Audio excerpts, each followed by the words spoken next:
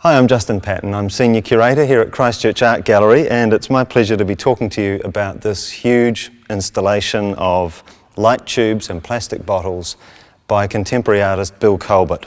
Now, Bill Culbert's a New Zealand artist. He trained at the Canterbury School of Fine Arts, but he now divides his time between France and England and New Zealand. He's an artist who literally travels light. He moves from place to place and lays out these enormous installations. And he's also an artist who works with light. Now, if you walk through this exhibition, you'll see lots of imagery of light. An early example is Petrus van der Velden's painting of a white waterfall pouring through the blackness of Otira Gorge. And for van der Velden, as for many historical painters, light meant God. It meant transcendence, it meant something spiritual.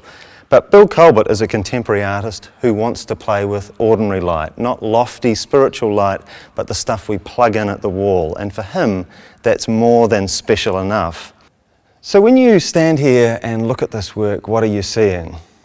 Well, Bill's a traveller, and this might be seen as a landscape work. It might evoke a view down onto the Pacific from an aeroplane window as you travel through the night and see the lights of a city or a series of islands spread out on the ocean surface in the darkness.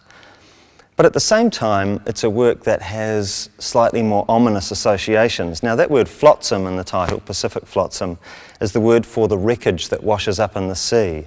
And the materials that Bill has used here, these plastic bottles which have been scrubbed free of their labels and sit around with their pinging colours, purple and green and yellow, are also evidence of the kind of waste that washes up on Pacific beaches and shores. There is a phenomenon known as the Great Pacific Garbage Patch. It's a huge swirl of plastic rubbish which moves around in the ocean between Japan and California. But I think finally this work for me is an object lesson in how an artist can make something out of nothing much.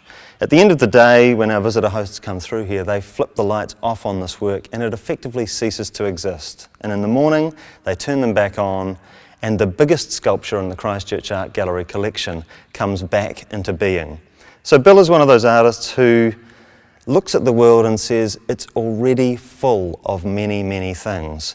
Artists don't necessarily need to create new things, but rather take things that already exist in the world, bring them together, and enjoy the sparks of imagination that get thrown off.